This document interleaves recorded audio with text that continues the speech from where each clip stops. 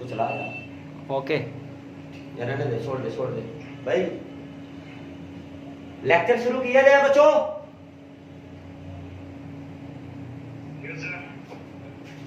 STD students lecture शुरू करें।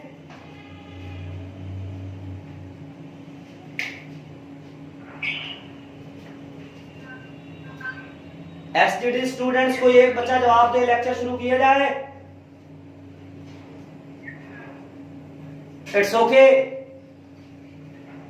STD के बच्चे अपना माइक जो है ऑन रखें, बाकी जितने भी मेरे स्टूडेंट्स हैं वो अपना माइक ऑफ कर दें।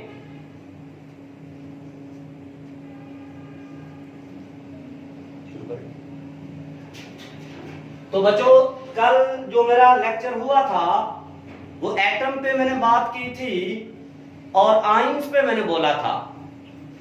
आज बच्चों जो मेरी बात चलेगी वो मॉलिक्यूल पे चलेगी। किस पे?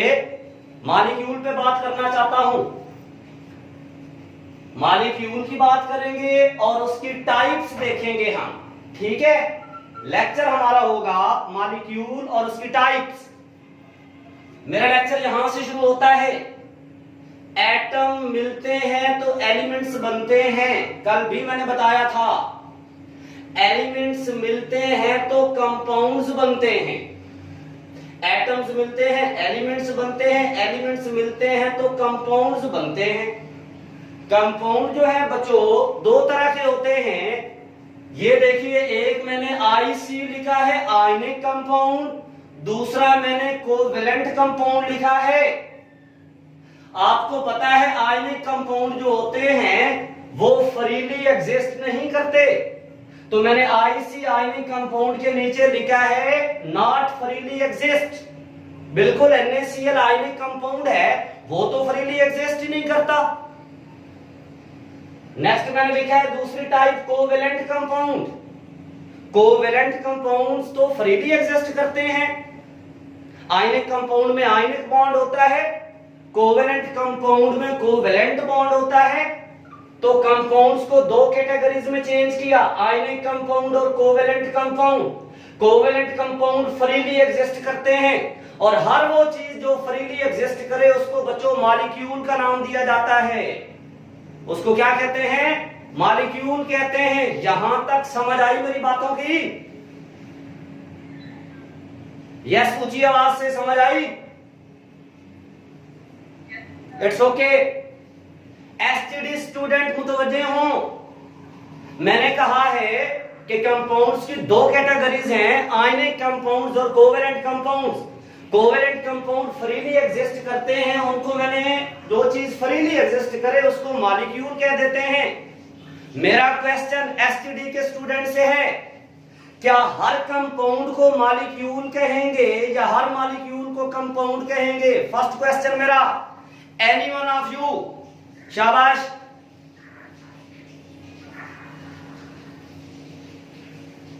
कोई स्टूडेंट रिप्लाई करे।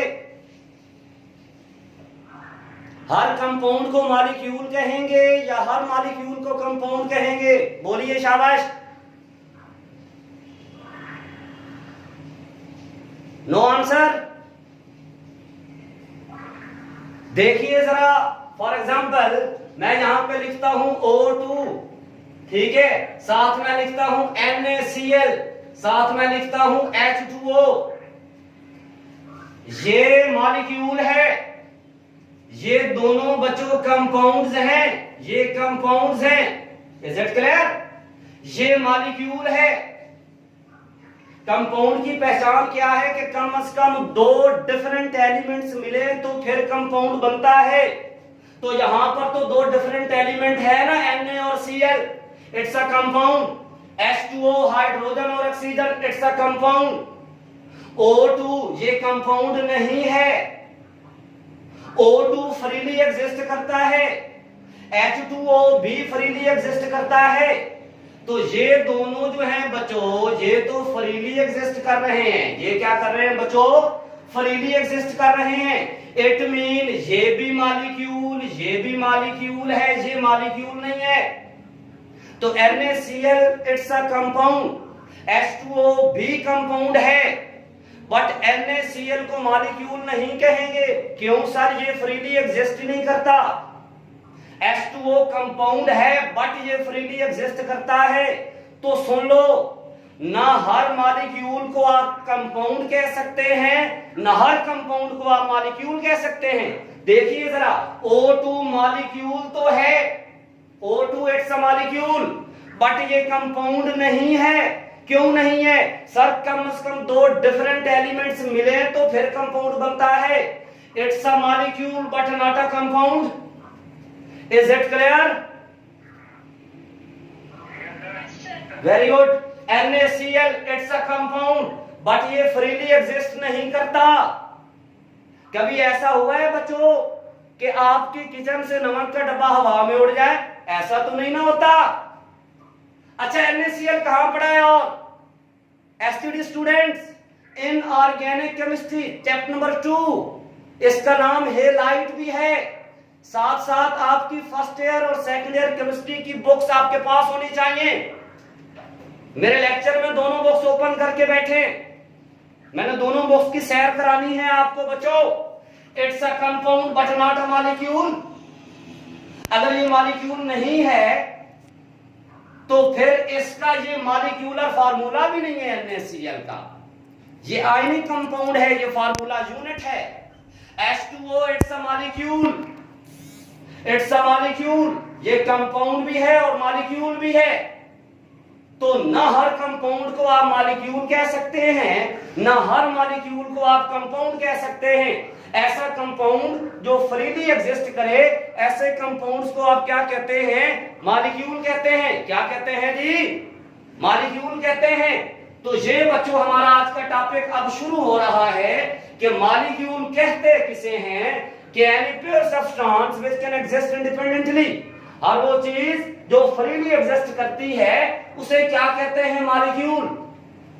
नेक्स्ट है बच्चों टाइप्स ऑफ मॉलिक्यूल।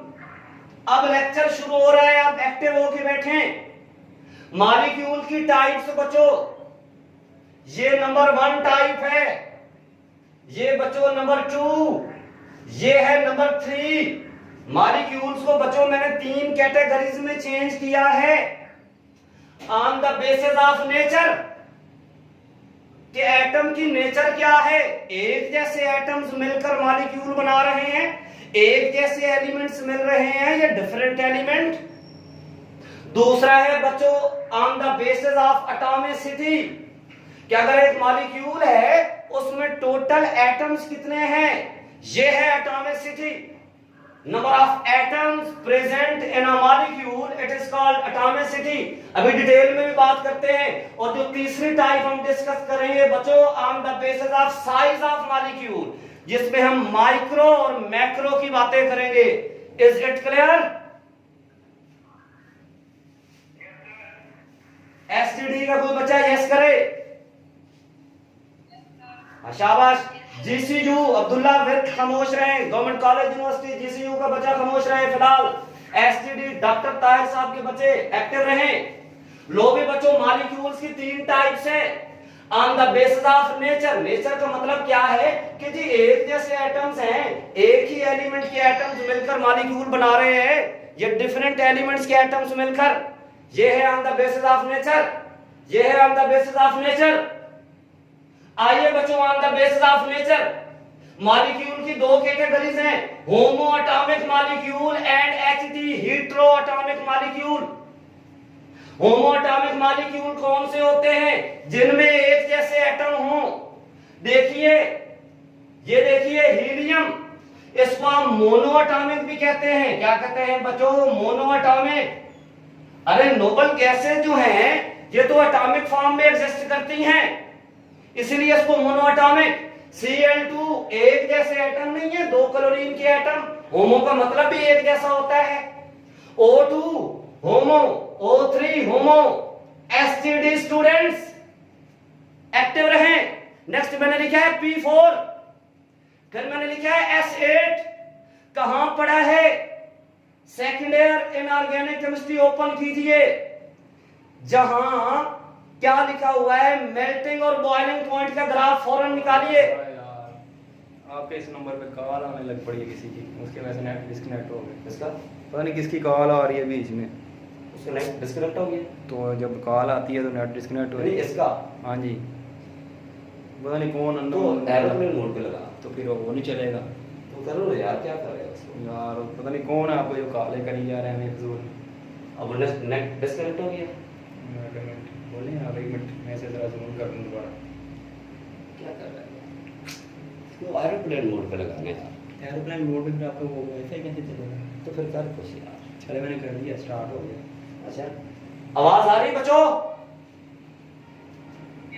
अच्छा बच्चों सेकंड ईयर की बुक निकाल ली आपने इनऑर्गेनिक केमिस्ट्री?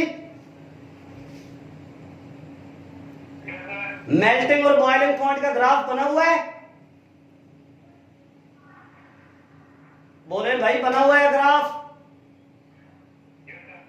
अच्छा सुना है, तवज्जो से सुनने वाली बातें हैं।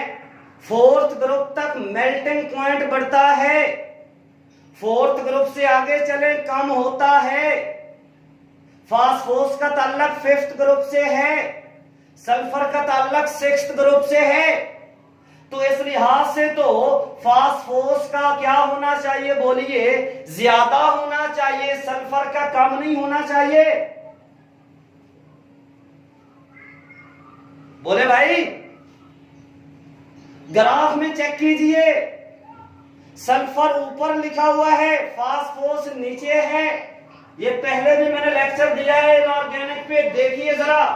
गेम ये है बच्चों, ये P4 की डायग्राम 1 2 3 4, ये S8 की डायग्राम बना रहा हूं, S8 की 1 2 3 4 5 6 7 8।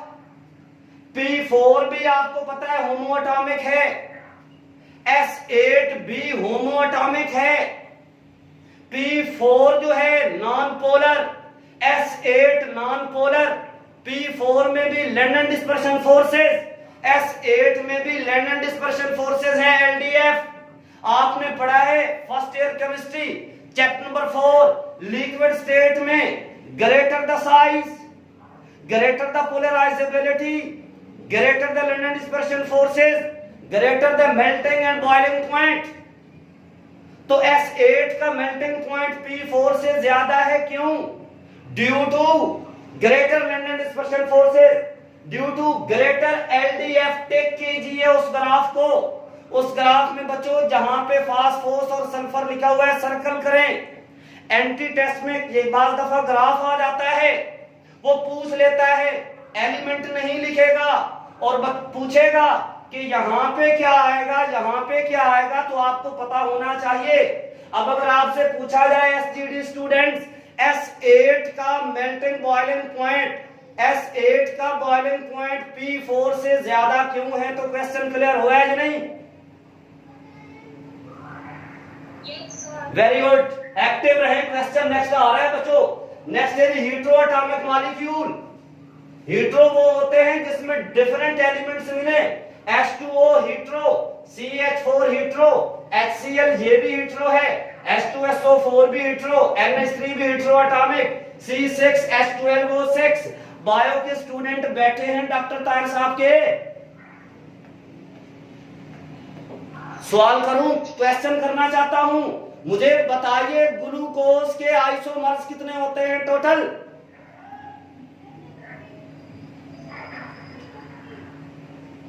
बताइए C6H12O6 ग्लूकोज के आइसोमर्स कितने हैं? बोलिए, कोई बच्चा तो बोले सरगोदा का। एनीवन? सुन लो, टोटल 16 होते हैं, 8 अल्फा 8 बीटा। ये इंडिया में एक दफा एंट्री टेस्ट हुआ था, जी-मैन सीरीज वहां चलती है, वहां पे क्वेश्चन पूछा गया था। सुन लो, ग्लूकोज में 4 कायरल सेंटर होते हैं, 2 की पावर 4 लिखे। कायरल कार्बन वो होती है जिसके साथ डिफरेंट ग्रुप्स मिले। 4 कायरल सेंटर हैं ग्लूकोज में, बायो वाले स्टूडेंट एक्टिव रहे। 2 की पावर 4 आंसर 16। अब अगर मेडिकल में बायो में ये क्वेश्चन आ जाए ग्लूकोज के टोटल कितने आइसोमर्स हैं, आपने कहना है 16। अगर पूछे अल्फा कितने हैं 8, बीटा कितने हैं वो 8, टोटल 16, अल्फा भी 8 बीटा भी 8। क्लियर हुई ये बात? Very good. अच्छा तो ये पॉइंट क्लियर हो गया है। नेक्स्ट चलते हैं on the basis of atomicity, molecules की डिवीजन कर रहे हैं on the basis of atomicity. Atomicity किसे कहते हैं? टोटल नंबर ऑफ एटम्स कितने हैं। तो आइए बच्चों, मोनो एटॉमिक नोबल गैसेस जो कि एक एटम्स पर मुश्तमिल होती हैं, तो फिर ये क्या बनी?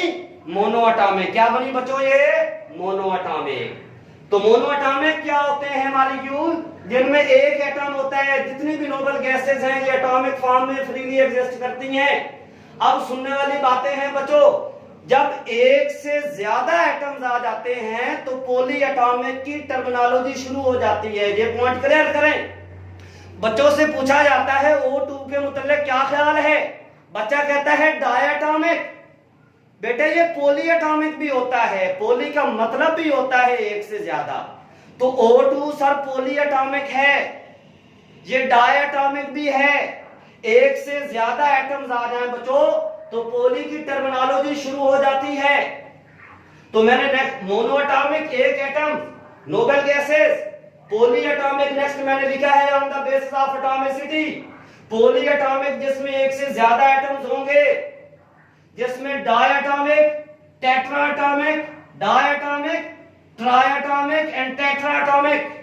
डायटॉमिक वो होते हैं जिसमें दो एटम्स हों। O2 दो एटम्स हैं ऑक्सीजन के, Cl2 दो एटम्स हैं क्लोरीन के, HCl दो एटम्स हैं, एक हाइड्रोजन और एक क्लोरीन। यहीं से एक और बात पूछना चाहता हूं, इनमें से ये बच्चों O2, Cl2, HCl, इनमें से हीट्रो एटॉमिक कौन सा है? मेरा ख्याल है HCl हीट्रो भी है। Is it clear? बोलिए क्लियर हुआ है जी पॉइंट? Very good. एक्टिव होके बैठे। फर्स्ट ईयर की book chemistry chapter number 6 VSEPR theory निकालिए STD students. First year chemistry chapter number 6 VSEPR theory, जहां वेस्पर का टेबल बना हुआ है उससे नेक्स्ट पेज पे जाइए। शाबाश, ओपन कर ली बुक्स बच्चों? बुक्स ओपन कर ली हैं भाई? कोई यस कर दे। First year chemistry chapter number 6 VSEPR theory निकाली है? मुझे एसटीडी के स्टूडेंट्स की यस चाहिए। वेरी गुड बेटी, वेरी गुड। एक्टिव रहें। तो ये तो बच्चों डायटॉमिक हो गए, ये ट्रायटॉमिक है। H2O दो हाइड्रोजन के एटम, एक ऑक्सीजन का, H2S दो हाइड्रोजन के एक सल्फर का। मुझे बताइए H2O में भी sp3 हाइब्रिडाइजेशन है, डायग्राम बनी हुई है वेस्पर के नेक्स्ट पेज पे। एंट्री टेस्ट बच्चों यही होता है कि आपने एक एमसीक्यू से एक पॉइंट से ये सोचना होता है कि ये बुक में और कहां कहां रेफरेंस है इसका। H2O पता है ना, इसमें sp3 हाइब्रिडाइजेशन। H2S इसमें भी sp3 हाइब्रिडाइजेशन होती है। गिफ्ट है आपके लिए, हाइब्रिडाइजेशन डायरेक्ट कैसे फाइंड की जाती है और से सुन लें। पहले भी मैंने आपको बताया था, ये number of lone pair plus number of bonded atoms. Number of bonded atoms बच्चों अगर इनको ऐड करें आंसर 4 आ जाए sp3, इनको ऐड करें आंसर 3 आ जाए sp2, इनको ऐड करें आंसर 2 आ जाए sp हाइब्रिडाइजेशन। शायद कुछ बच्चों को यह बताया गया हो number of lone pair plus number of sigma bond. बच्चों मैंने सिग्मा बॉन्ड की बात ही नहीं की। अब बच्चा ढूंढता रहे कितने सिग्मा हैं, बस ट्रिक ये याद रखे, number of lone pair plus number of bonded atom. Answer 4 आ जाए sp3, आंसर 3 आ जाए sp2, आंसर 2 आ जाए sp। तो देख लो H2O दो लोन पेयर हैं, इस पर दो बॉन्डेड एटम है, sp3 हाइब्रिडाइजेशन। इस पर भी आप देखें H2S सल्फर, इस पर भी 2 लोन पेयर है ना। अरे oxygen, sulphur, selenium, tellurium and polonium छठे ग्रुप से ताल्लुक है, इस पर भी 2 लोन पेयर चल रहे होते हैं, इसमें भी sp3। मेरा क्वेश्चन ये है, दोनों में sp3 हाइब्रिडाइजेशन है, दोनों में 2 हाइड्रोजन के एटम हैं, दोनों में 2 लोन पेयर हैं H2O और H2S। फिर मसला क्या है कि H2S में बॉन्ड एंगल 92 डिग्री का हो जाता है, H2O में 104 डिग्री का होता है। क्वेश्चन की समझ आई? तो फिर आंसर दीजिए जी। क्या बात है, वेरी गुड। कहां से ये बच्चा बात कर रहा है? Very good, Abdullah very GCU. क्या बात है, क्या बात है। You are student of respected sir doctor Gulzar Mohammad, मेरे टीचर हैं। सलूट विर्क साहब, सलूट। क्या कहने, आंसर आ चुका है एसटीडी स्टूडेंट्स। जीसीयू के बच्चे ने आंसर दे दिया है कि जी सल्फर का साइज ज्यादा है। सुनिए आंसर दे रहा हूं, बड़ी खूबसूरत एग्जांपल दूंगा। लो भी बच्चों, मेरे जैसा स्मार्ट मॉलिक्यूल ऐसे ही है ना, स्मार्ट ही तो हूं। एक बच्चा मेरे इधर खड़ा कर दिया जाए, एक बच्चा इधर खड़ा कर दिया जाए, मैं उनको अगर कंप्रेस करूं हो जाएंगे, मेरा ख्याल है बिल्कुल हो जाएंगे। अच्छा, कुछ बच्चे स्मैकडाउन रेसलिंग भी देखते हैं, WWE, Big Show, Mark Henry. Example दे रहा हूं, कितने हैवी रेसलर हैं, मोटे रेसलर हैं। अगर एक बच्चा बिग शो के राइट पे खड़ा कर दिया जाए, एक बच्चा उसके लेफ्ट पे खड़ा कर दिया जाए, तो अगर वो कंप्रेस करे तो बच्चों को लागत पता जाएगा। एसटीडी स्टूडेंट्स, क्लियर हुई बात? Very good. आंसर क्या बना? Due to greater size of sulphur. यहीं से एक और बात निकालना चाहता हूं, इसी पेज पे लिखा हुआ है NH3 एंड NF3। NH3 का बॉन्ड एंगल ज्यादा है, NF3 का कम है।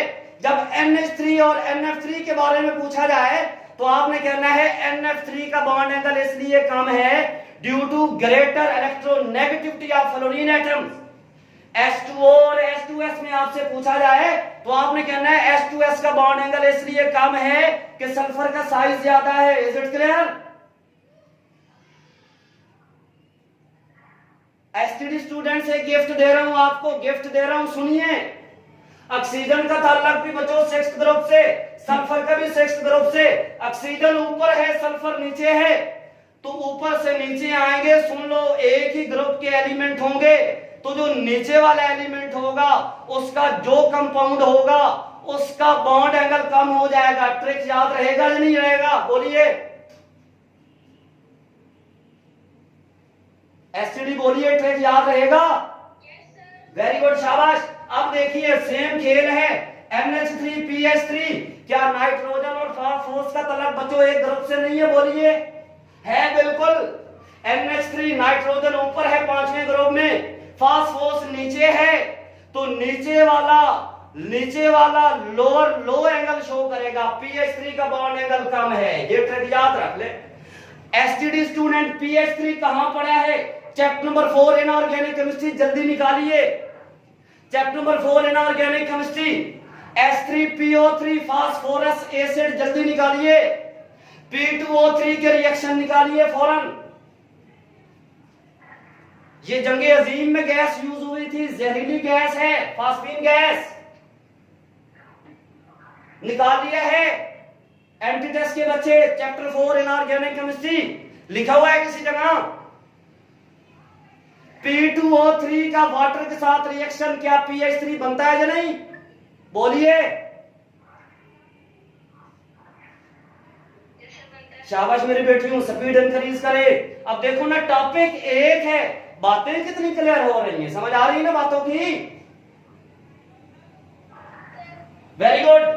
तो P2O3 के हाइड्रोलाइसिस करा दे तो PH3 बनता है। H3PO3 की डीकंपोजिशन देखिए लिखी हुई है, H3PO3 की डीकंपोजिशन से भी PH3 बनता है। क्लियर हुई बात या नहीं? बोलिए, बात clear? Very good, very good, शाबाश। अब गेम शुरू होती है, बायो वाले एक्टिव रहे। हमने on the basis of nature, on the basis of atomicity check किया। अब हम आते हैं on the basis of size, micro and macro. Micro जो स्मॉलर मॉलिक्यूल होते हैं, मैक्रो जो बड़े होते हैं। हमें कैसे पता चलेगा कोई माइक्रो है या कोई मैक्रो है? क्वेश्चन ये है मेरा, सुन ले बच्चों। ऐसे मॉलिक्यूल जिनकी मोलर मास 10,000 ग्राम पर मोल होगी या इससे कम होगी, वो माइक्रो होंगे। अगर मोलर मास बच्चों 10,000 ग्राम पर मोल भी हो तो वो माइक्रो होता है, मैक्रो नहीं होता। अगर मोलर मास 10,000 ग्राम पर मोल से इंक्रीज करे तो मैक्रो होता है। ये पॉइंट क्लियर हुआ है या नहीं आज माइक्रो और मैक्रो की पहचान का? एसटीडी की यस चाहिए मुझे। Very good. तो बच्चों अगर कोई भी मॉलिक्यूल दे दिया जाए, चेक कर लो उसकी मोलर मास चेक कर लो। अगर मोलर मास उसकी 10,000 ग्राम पर मोल भी होगी तो माइक्रो होगा। 10,000 ग्राम पर मोल से ऊपर जाएगा तो मैक्रो होगा। क्लैरिटी हुई है कि नहीं हुई? शाबाश। तो ये देखो माइक्रो है ग्लूकोज, सक्रोज, चेक कर लेना इनकी मोलर मास 10,000 ग्राम पर मोल से कम है। अब कोई भी मॉलिक्यूल आपको दे दिया जाए तो आप बता सकते हैं माइक्रो या मैक्रो। लो भी बच्चों, मैक्रो क्या होते हैं? जिनकी मोलर मास ग्रेटर देन 10,000 ग्राम पर मोल होगी, वो क्या होंगे बच्चों? मैक्रो। वो क्या होंगे? मैक्रो।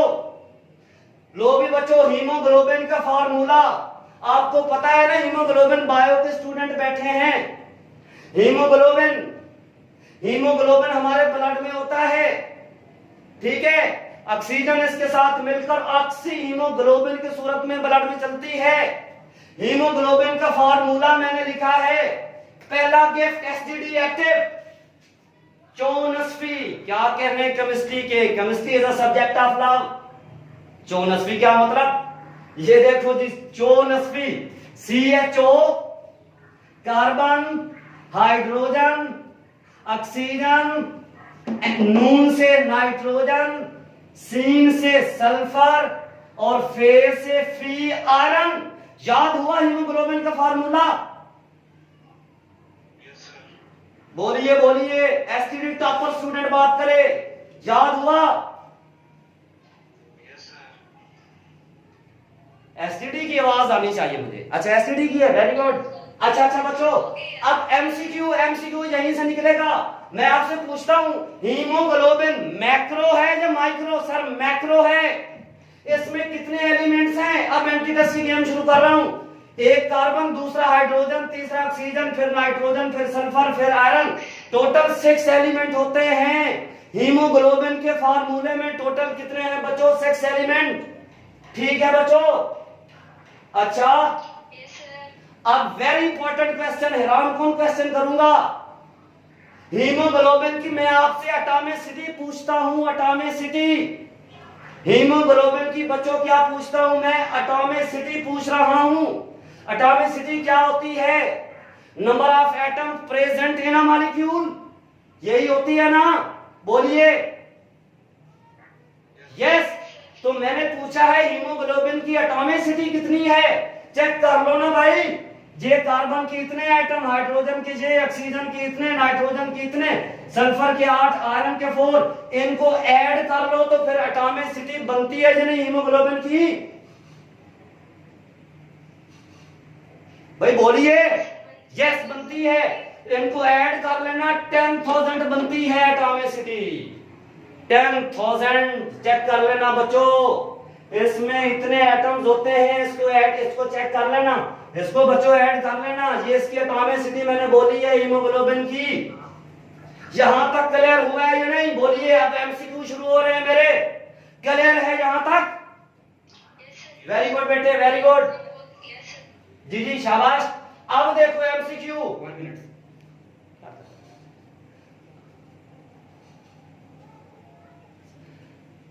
आवाज आ रही मेरी बच्चों? वेरी गुड, शाबाश। अब एमसीक्यू शुरू हो रहे हैं। अब क्या हो रहे हैं? एमसीक्यू शुरू हो रहे हैं। देखिए, alpha helium, beta O2, Charlie O3, delta H2SO4, gamma B, C and D, तीनों मैंने लिखे हैं। अगर मैं आपसे पूछूं बच्चों, which of the following is monoatomic? Helium है या नहीं? बोले बोले, एग्री करते हैं? यस की आवाज आनी चाहिए। शाबाश। Which of the following is diatomic? O2 है या नहीं डायटोमिक? मैंने लिखा है डायटोमिक।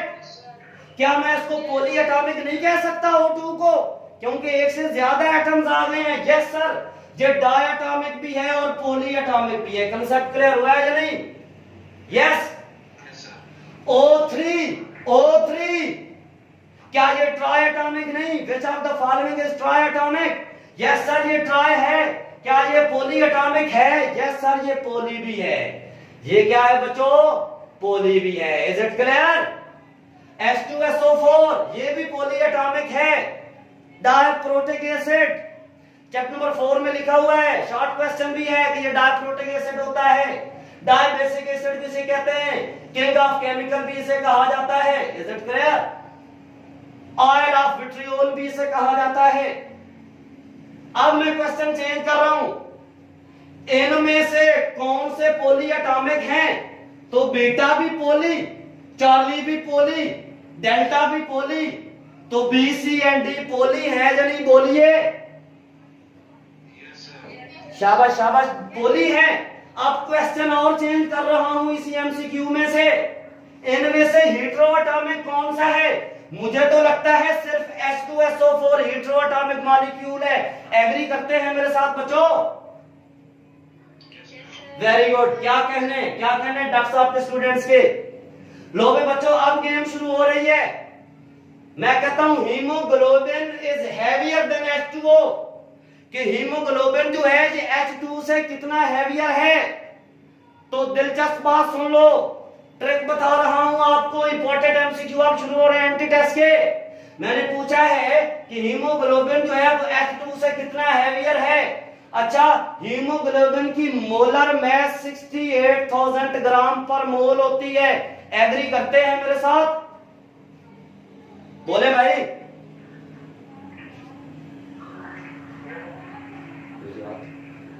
हीमोग्लोबिन की मोलर मास 68,000 ग्राम पर मोल होती है। एग्री करते हैं? Very good very good. अच्छा, H2 की मास तो 2 होती है, एक हाइड्रोजन होती तो 1, जहां तो 2 है। एक काम करते हैं, इसकी जो मोलर मास है ना, इसको 2 से डिवाइड कर दे। आंसर बना 34,000। बोलिए, बना 34,000? यस, बन गया। तो बिल्कुल हीमोग्लोबिन जो है वो H2 से 34,000 हैवियर है। H2 से 34,000 क्या है? हैवियर है। अब क्वेश्चन चेंज हो रहा है। ये फॉर H2 है, ये बच्चों फॉर He है। अब मैं क्वेश्चन चेंज कर रहा हूं। हीमोग्लोबिन हीलियम से कितना हैवियर है? हीमोग्लोबिन की मास है 68,000 ग्राम पर मोल, हीलियम की मास है 4। 68,000 ग्राम पर मोल को 4 से डिवाइड करें तो बच्चों क्या आंसर ये बनता है या नहीं बनता? Is it clear? बोलिए। शाबाश, बहुत इंपॉर्टेंट एमसीक्यू। ये 1700 कहां से आ गया? हीमोग्लोबिन की मास 68,000 ग्राम पर मोल है, कैल्शियम की मास 40 है। 68,000 ग्राम पर मोल को 40 से डिवाइड करें तो आंसर 1700 बना या नहीं बना? बोलिए। Concept clear? अब ये क्लियर हुआ है या नहीं कि हीमोग्लोबिन हाइड्रोजन से इतने टाइम्स हैवियर है, हीलियम से इतना हैवियर है, कैल्शियम से इतना हैवियर है। कंसेप्ट क्लियर हुआ है या नहीं? मोलर मास कितनी है? 68,000 है हीमोग्लोबिन की।